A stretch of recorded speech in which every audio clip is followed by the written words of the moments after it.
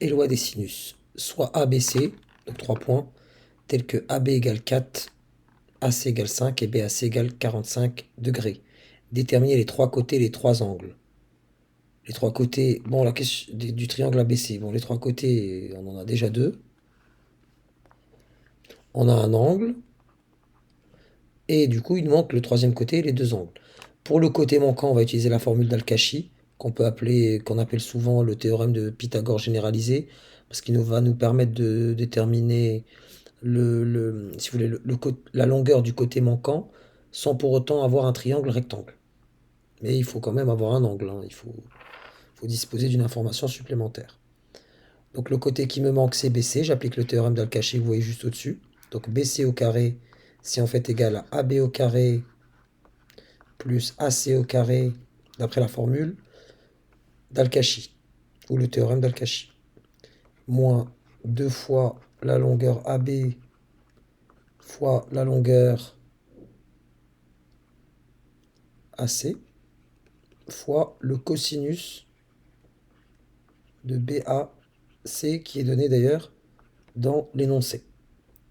J'obtiens alors AB, c'est 4, donc ça me fait BC au carré.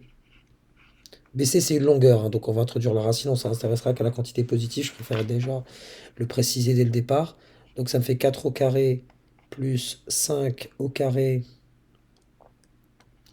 moins 2 fois AB qui est 4, on vient de le dire, fois AC qui est 5, fois cosinus de 45 degrés. En parlant degrés, donc on a du racine de 2 sur 2 ici, hein. Je vais taper directement ça à la calculatrice. Ça va me donner normalement la valeur exacte. J'obtiens 41 moins 20 racine de 2. Et donc, à partir de là, on n'a que BC. C'est la racine, si vous voulez la valeur exacte, c'est la racine de 41 moins 20 racine de 2. Est-ce que je l'arrondis ou non? Bon, à peu près à 10 puissance moins 2 près, ça me donne du 3,57. 3,57 environ. À 10 puissance moins 2 près. Voilà. Maintenant, on nous demande aussi de déterminer tous les angles. Et comment je vais procéder ici?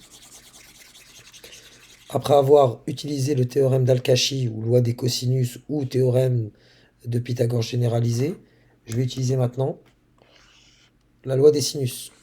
Et on va la lire ensemble. Et derrière, vous allez voir que ça va être que de la simple application.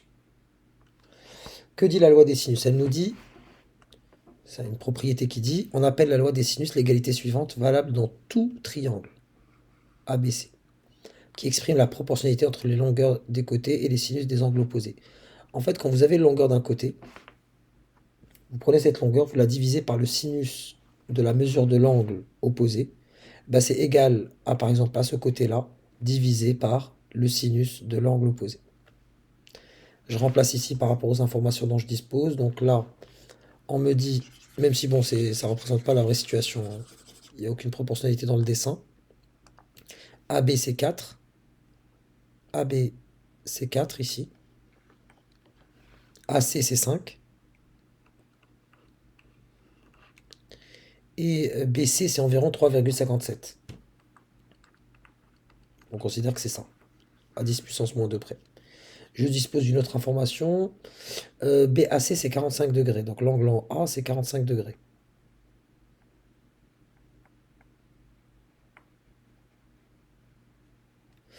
Là, c'est 45 degrés. Et ben là, c'est tout simple.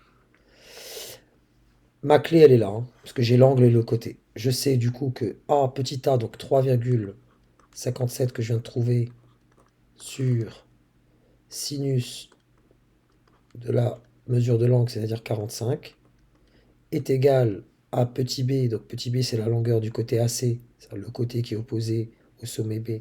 Donc AC, c'est 5. 5 sur sinus de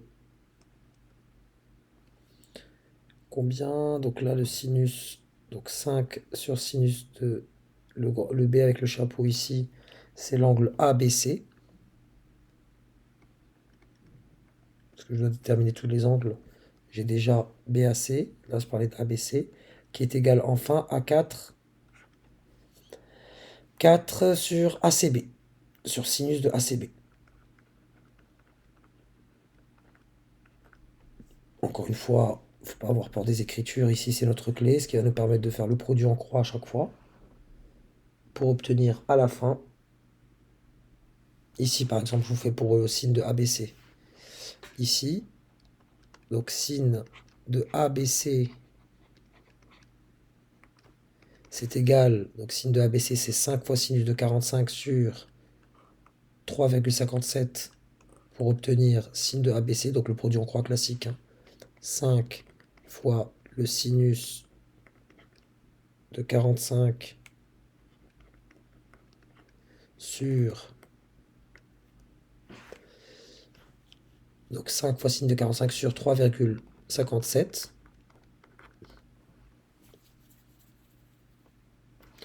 Mais moi, le souci, c'est qu'il faudrait l'arc signe de cette quantité. Donc là, arc signe de toute cette quantité-là.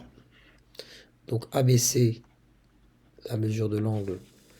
ABC, c'est la fonction réciproque que je vais introduire ici. Donc arc sin ou sin moins 1, comme vous voulez, de 5 sin de 45. C'est pareil que ce qu'on faisait au collège au brevet, avec d'autres écritures, ou des sinus à l'intérieur de mon arc sin, par exemple, sans pour autant qu'il y ait élimination.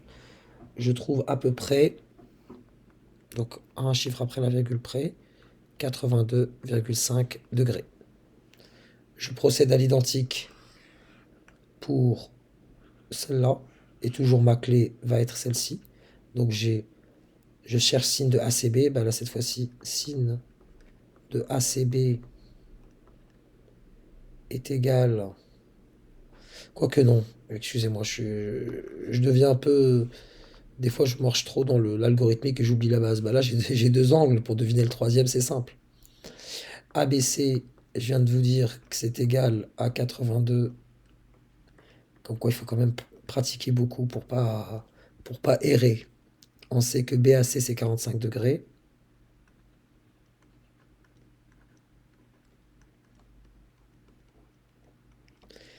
Et là, dès la cinquième, on le maîtrise. L'angle ACB, j'allais me lancer dans l'arc sin, inutilement. C'est 180 moins la somme des deux autres angles, c'est-à-dire 82,5 plus 45. Et ça, directement, ça me donne 52,50. Tapons ça à la calculatrice. Et voilà mon angle manquant ACB. Loi des sinus, lorsqu'il s'agira d'angle, et formule d'Al-Kashi lorsqu'il s'agira d'un triangle dont vous connaissez deux côtés et un angle. Et vous devez déterminer la longueur manquante.